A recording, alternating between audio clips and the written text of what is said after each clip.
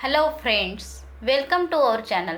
Friends, आज हम जानेंगे अपने अधिकार, जैसे कि किराएदार के घर की बिजली और पानी नहीं काट सकते हैं मकान मालिक। सो फ्रेंड, यह वीडियो अंत तक देखिए, लाइक शेयर कमेंट कीजिए और सब्सक्राइब करना न भूलिए। तो चलिए जानेंगे अपने अधिकार। सो फ्रेंड्स, मकान मालिक बिना किराएदार की अनुमति के अंदर उसकी प्रॉपर्टी में प्रवेश नहीं कर सकते हैं। साथ ही किसी भी सूरत में किराएदार की बिजली और पानी बंद नहीं कर सकते हैं। जैसे कि भारत में आम तौर पर देखा जाता है कि मकान मालिक अपने किराएदारों के साथ अच्छा व्यवहार नहीं करते हैं। आए दिन मकान मालिकों के मनमाने रवैये और नाजायज़ किराए की मांग किराएदार शोषण का शिकार होते हैं। यह इसलिए भी होता है क्योंकि किराएदार अपने हक को ही नहीं जानते हैं।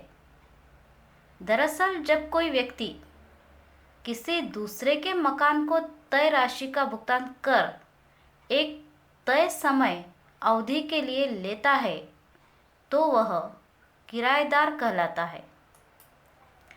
अब हम बता दें कि कुछ मुख्य नियमों को छोड़कर सभी राज्यों में किराएदार के लिए अलग अलग नियम बने हुए हैं, जिसके तहत उन्हें संरक्षण प्राप्त होता है। अब किराएदारों को मकान किराए पर लेने पर निजता का अधिकार भी मिलता है। इसका मतलब है कि मकान मालिक बिना किराएदार की अनुमति के अंदर उसकी प्रॉपर्टी में प्रवेश नहीं कर सकते। अब मकान मालिक नहीं कर सकता है बिजली और पानी बंद।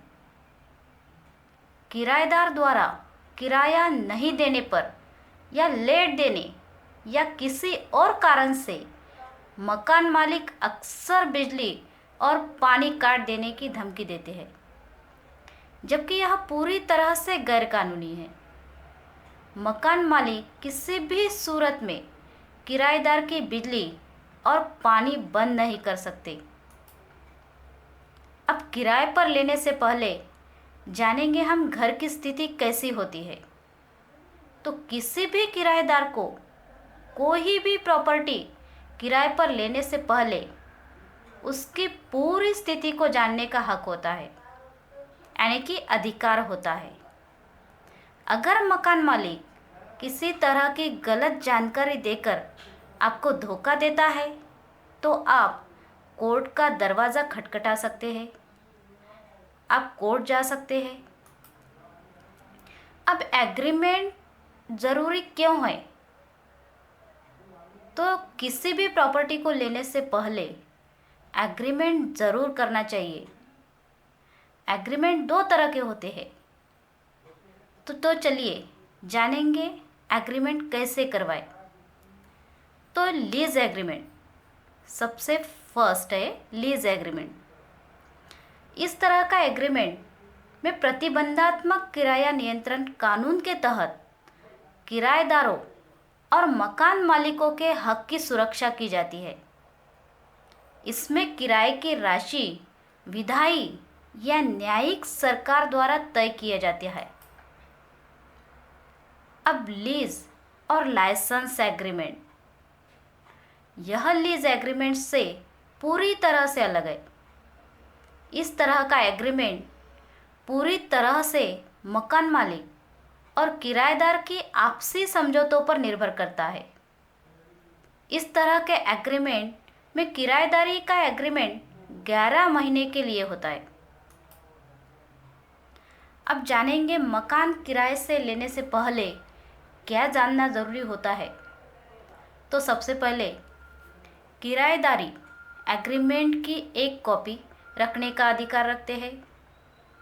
अब भरपाई का अधिकार, मकान मालिक से किराएदार मकान में कोई भी टूट फूट को ठीक कराने से पैसे ले सकते हैं।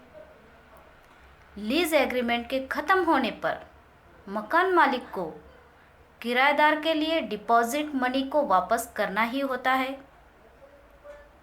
तो ये थे किराएदारों के लिए एक इम्पॉर्टेंट जानकारी। So friend, thank you.